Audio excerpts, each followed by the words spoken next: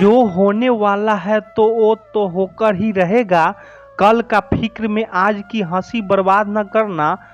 हंस मरते हुए भी गाता है और मोर नाचते हुए रोता है। दुखों वाले रात नींद नहीं आती और खुशी वाला रात कौन सोता है। रिश्तों में वही रिश्ता सबसे अच्छा होता है जो किसी गलती के बाद हल्की सी मुस्कुराहट और थोड़ी सी माफी के साथ ही पहले जैसा ही हो जाता है। नमस्कार मित्रों, आप सभी का हमारे चैनल युवा इंस्पायर्ड हार्दिक स्वागत है। हम आपसे आग्रह करते हैं इस वीडियो को अंत तक जरूर देखिए और अगर आपको हमारा यह प्रयास पसंद आए तो वीडियो को लाइक और नीचे कमेंट में जय श्री राधे कृष्ण लिखें। साथ ही हमारे चैनल को सब्सक्राइब करें और बेल आइकन को दबाएं ताकि नए प्रेरणादायक वीडियो सबसे पहले आपके पास पहुंचे। तो चलिए दोस्तों आगे बढ़ते हैं। जो आपसे जलते हैं उनसे घृणा कभी न करें, क्योंकि यही तो वे लोग हैं जो समझते हैं कि आप उनसे बेहतर हैं। जब समय आपके विपरीत चल रहा हो तो शांत रहना सबसे बेहतर है, क्योंकि जो होने वाला है वह होकर ही रहता है और जो नहीं होने वाला है कभी नहीं होता। ऐसा निश्चय जिसके वृद्धि में होता है उनकी चिंता कभी नहीं सताती है। बड़ी सफलता चाहते हैं तो योजना बनाए बिना काम की शुरुआत न करें। जब भगवान विष्णु श्री कृष्ण रूप में अवतार लेने वाले थे, देवकी और वसुदेव कंस की कैद में थे। कंस ने देवकी वसुदेव की 6 संतानों का वध कर दिया था। 7वीं संतान के रूप में बलराम देवकी के गर्भ में आए तो भगवान विष्णु ने योग माया से कहा था कि आप इस 7वीं संतान को देवकी के गर्भ से निकालकर वसुदेव जी के दूसरी पत्नी रोहिणी के गर्भ में स्थापित कर दो। इसके बाद कंस को ये सूचना दी जाएगी कि 7वां गर्भ गिर गया है।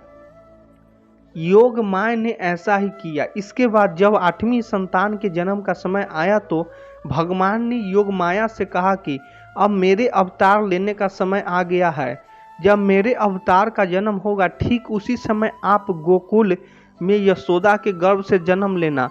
वसुदेव जी के कंस के कारागार से निकालकर मुझे गोकुल पहुंचाएंगे और आपके लेकर कंस से कारागार में आ जाएंगे।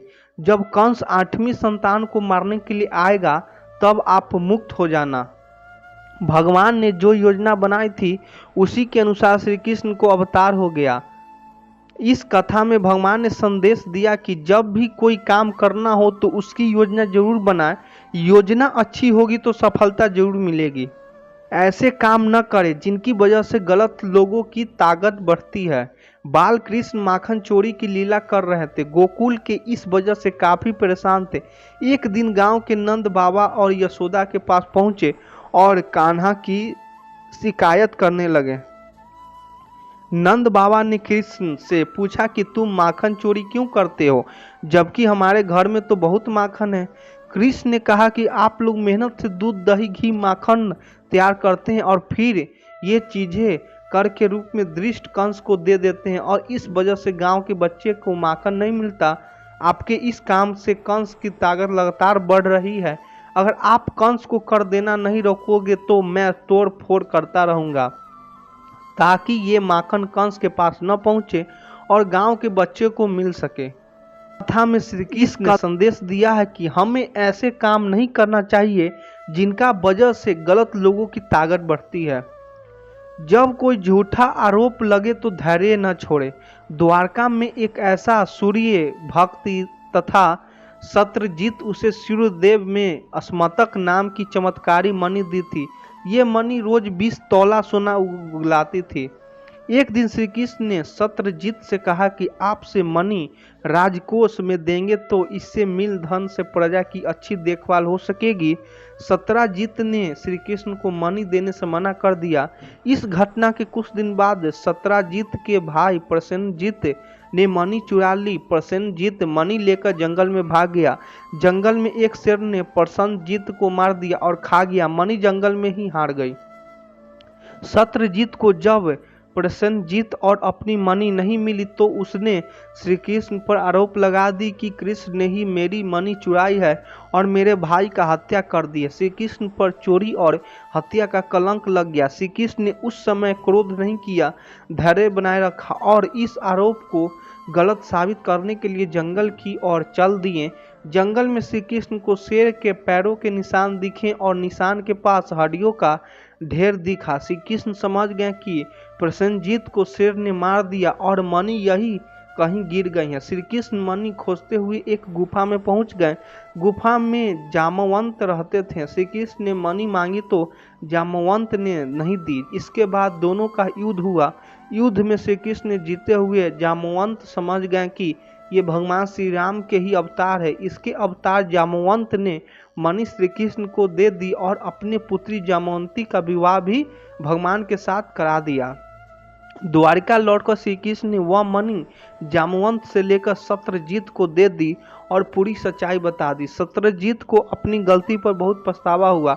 कथा का सीख, हमारे ऊपर जब भी झूठे आरोप लगे तो हमें धैर्य नहीं छोड़ना चाहिए, बल्कि शांति से पूरी बात समझे और आरोपी को झूठा साबित करें। कभी भी अपने बल पर घमंड न करें और दूसरों को कमजोरी न समझें। महाभारत युद्ध में अर्जुन कर्ण आमने सामने थे।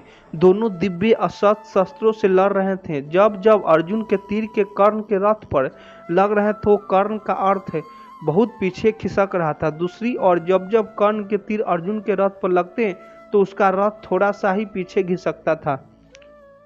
ये देखकर अर्जुन को घमंड हो गया कि उसके बाणों में ज्यादा शक्ति है। अर्जुन ने ये बात श्री कृष्ण से कही तो भगवान ने कहा कि तुम्हारे बाणों से ज्यादा शक्ति कर्ण के बाणों में। भगवान की बातें सुनकर अर्जुन ने कहा कि ये कैसे संभव है, मेरा रथ तो थोड़ा सा ही पीछे खिसक रहा है। श्री कृष्ण ने कहा कि तुम्हारे रथ पर मैं स्वयं बैठा हूँ, ऊपर ध्वज पर हनुमान जी विराजित हैं, तुम्हारे रथ पहिए को शेषनाग ने थाम रखा है। इतना होने के बाद भी कर्ण के बाण के ये रथ पीछे खिसक रहा है, तो इसका मतलब यही है कि उसके बाणों में ज्यादा शक्ति है। ये बात सुनकर अर्जुन को अपनी गलती का एहसास हो गया और उसका घमंड टूट गया। कथा का सीख, इस कथा में श्री कृष्ण ने अर्जुन को सीख दी कि कभी अपनी शक्ति का घमंड न करें और शत्रु को कमजोर न समझें। अच्छे वीडियो लगे तो चैनल को सब्सक्राइब कर दीजिए। जो सच्चा भक्त होगा चैनल को जरूर सब्सक्राइब करिएगा। धन्यवाद।